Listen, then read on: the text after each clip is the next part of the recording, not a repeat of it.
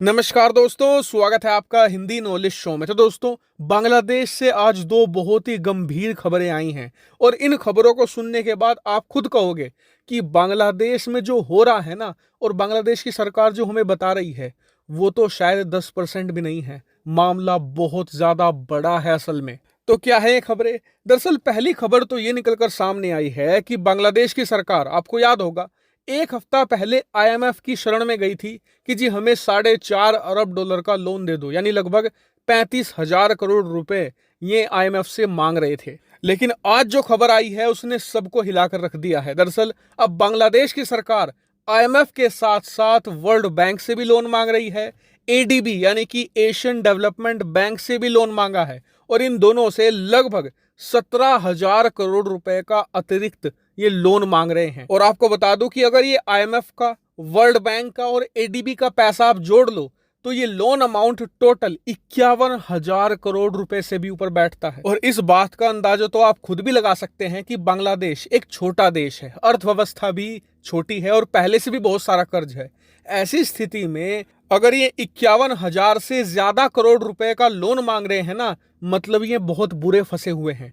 और इतना ही नहीं, इसके संकेत दूसरी खबर में भी मिलते हैं। दरअसल दूसरी खबर यह है कि बांग्लादेश के अंदर जगह जगह पर प्रदर्शन शुरू हो चुके हैं। प्रदर्शन किस लिए?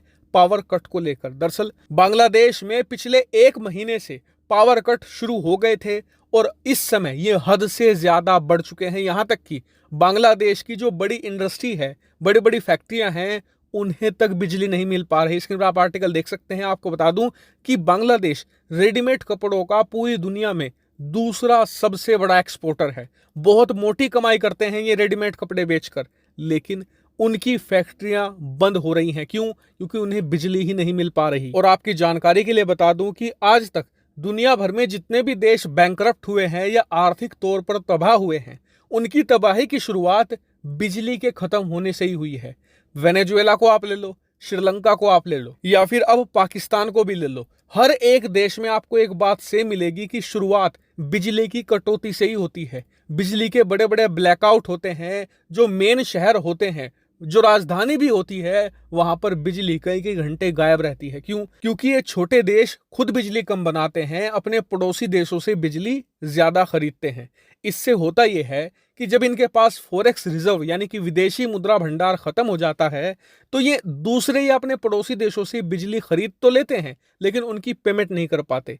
इसी वजह से जो पड़ोसी देश हैं वो बिजली की सप्लाई बंद कर देते हैं। और इसलिए आपने देखा होगा कि श्रीलंका में सबसे पहले बिजली खत्म हुई, फिर गैस खत्म हुई, फिर पेट्रोल डीजल खत्म हुआ, उसके बाद सरकार भी खत्म हो गई। और अब बांग्लादेश में भी यही प्रोसेस शुरू होता जा रहा है, जो और तेजी से आगे बढ़ेगा। क्यों? क्योंकि श्रीलंका की आबादी तो 2-2.5 करोड़ है, बांग्लादेश की आबादी लगभग 17 करोड़ है, और इनका विदेशी मुद्रा भंडार मात्र $36 अरब बचा है। और मात्र इतने ही डॉलर में ये आने वाले कुछ ही महीनों तक सरवाइव कर सकते हैं। क्यों? क्योंकि बांग्लादेश बहुत ही हैविली डिपेंडेंट है इंपोर्ट पर। ये भारत जैसे देशों से बहुत सारे खाने पीने की चीजें आयात करते हैं, पेट्रोल, डीजल, एलपीजी गैस तक ये खरीदते हैं। ऐसे में ये $36 अरब कब खत्म हो जाएंगे पता भी नहीं चलेगा। और इसीलिए कहा जा रहा है कि जो ये आईएमएफ, वर्ल्ड बैंक और एडीबी से लोन मांग रहे हैं ना, ये सफिशिएंट नहीं होगा। इन्हें इससे कहीं ज्यादा का लोन चाहिए, तब जाकर ये सरवाइव कर सकते हैं। इसके अलावा तमाम अंतर्राष्ट्रीय देशों को डर ये भी है कि बांग्लादेश कहीं कुछ बड़ी चीज छुपा तो नहीं रहा, क्योंकि बांग्लादेश, पाकिस्तान, श्रीलंका जैसे देशों की दिक्कतें यही हैं कि ये बहुत सारी चीजें छुपा कर रखते हैं। और फिर बाद में जब इनका खुलासा होता है तब पता चलता है दुनिया को कि जो ये बता रहे थे मामला उससे 10 गुना बड़ा था। और उस समय ये ऐसी स्थिति में पहुंच जाते हैं जहां से इन्हें निकाला नहीं जा सकता। हालांकि मैं बांग्लादेश के पूरे संकट पर नजर बनाए हुए हूं। जैसे ही कोई बड़ी खबर आएगी तुरंत आपको वीडियो बनाकर सूचित कर दूंगा। फिलहाल इस वीडियो में इतना ही। Thank you very much for watching video.